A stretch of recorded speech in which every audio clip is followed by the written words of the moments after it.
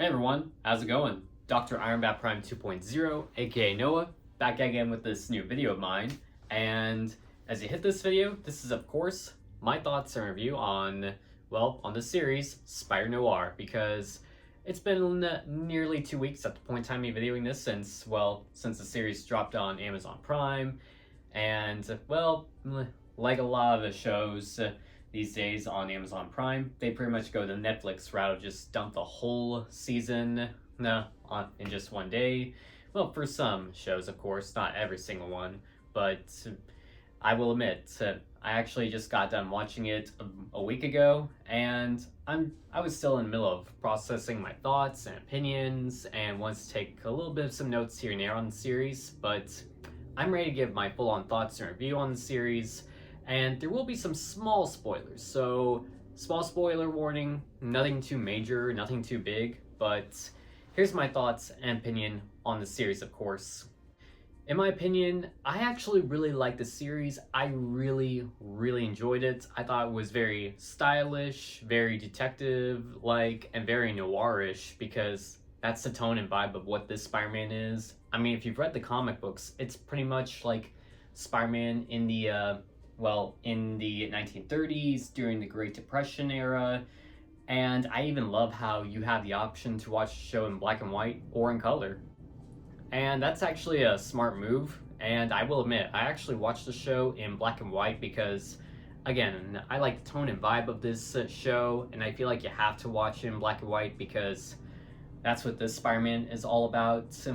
I mean, next time I go back and rewatch the show, I'm probably going to watch it in color just to compare it, see what it's like in that art style, of course. But hey, I love how you have that option. Now, plus, of course, the MCU has done that a couple times in the past. I mean, they did it for a couple episodes of WandaVision. They also did it for Werewolf by Midnight and one episode of Wonder Man. But I'm glad that they went the route and they are able to creators were just able to get away with just having the option of like one or the other kind of thing. But I will admit, I only have one tiny gripe about this show, and it's nothing too major. It's something that I had to learn to get over, but my only tiny gripe about the series is, the name change. They had to change the main character's name from Peter Parker to Ben Reilly, but I'm okay with that because if you're in any way familiar with the name Ben Reilly, that is, of course, the Scarlet Spider that us comic readers are familiar with. And of course, they couldn't call our character, the main hero, Spider-Man or Spider-Noir. They pretty much just had to call him the Spider. I mean, I get it. When it comes to making like a Spider-Man movie or show, I mean, there are rights to, Marvel, Sony, Disney. I mean, you have all of them just having their own rights to Spider-Man, like whether it comes to making a movie or a TV show. And of course, that's why this show is on Amazon Prime. So they had to make some small changes. They had to do some working around it, kind of sort of Frankenstein it.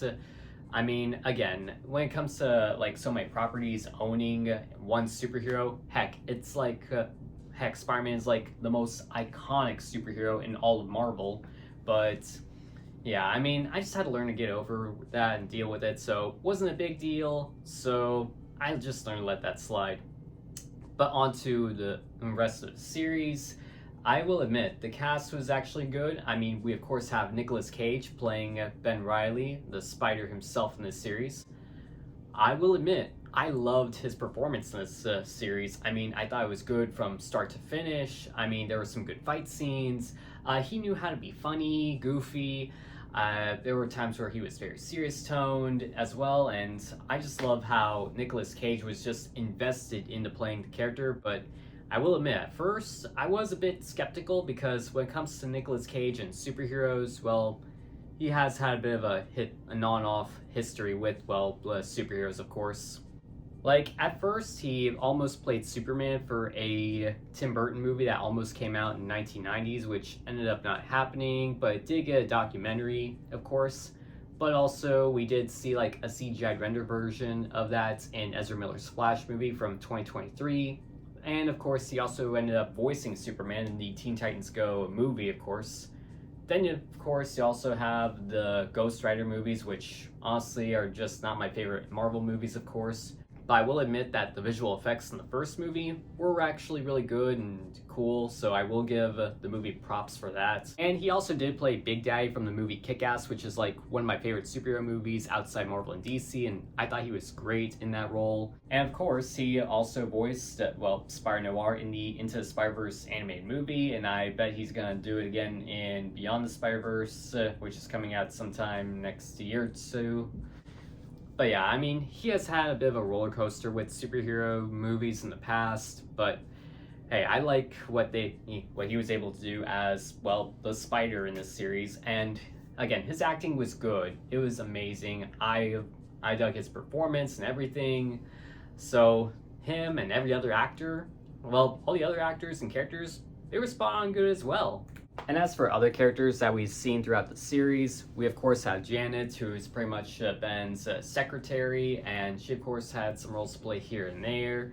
And then of course you also have Robbie, who's a reporter and is another close friend of Ben, of course. And we're also introduced to Kat Hardy in this series, who, well, is a bit of a love interest and, well, is a character who's in, well, somewhat of danger, and she seeks out the help from Ben. And if that name does not sound familiar, that's because in this world / this reality, Kat Hardy is of course this world's variation of Felicia Hardy, aka Black Cat, who, well, is another obvious character that us diehard Spider-Man fans are familiar with. And we also do get some Spider-Man villains in this series, of course, but the main one is Silvermane, who's like the main boss of the series. And when I say the main boss, I mean like he's the main boss of all the villains. I mean, he's very mob boss-like, he's a very gangster-like villain. I mean, if you're in any way familiar with Silvermane comics, then you know exactly what he's like in the series.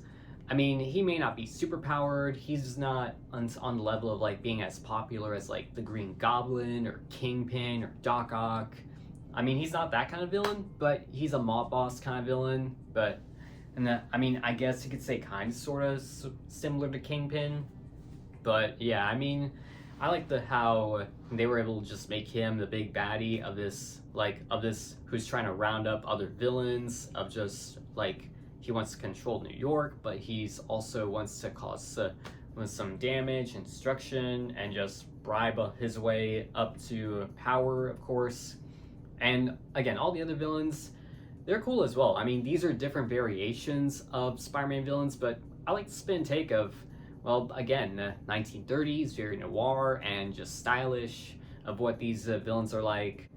I mean, we of course have Flint Marko, the Sandman. We have Tombstone, aka Lion Lincoln, and we're also introduced to the villain Megawatt, who at first I thought it was Electro. So yeah, I mean, all the villains, I mean, CGI effects with them and their makeup and their costumes, they are good as well. I mean, I like, again, they're not crazy colorful, they're not they're not comic accurate. I mean, this is just more of like, again, very stylish, noirish. And again, it's 1930s, so yeah, I mean, of course you will see them wearing like fancy suits and ties, but that's just what this world is all about. But I will admit, I'm a bit surprised that their origins kind of sort of fit in and tie in with, well, with Ben's origin as well.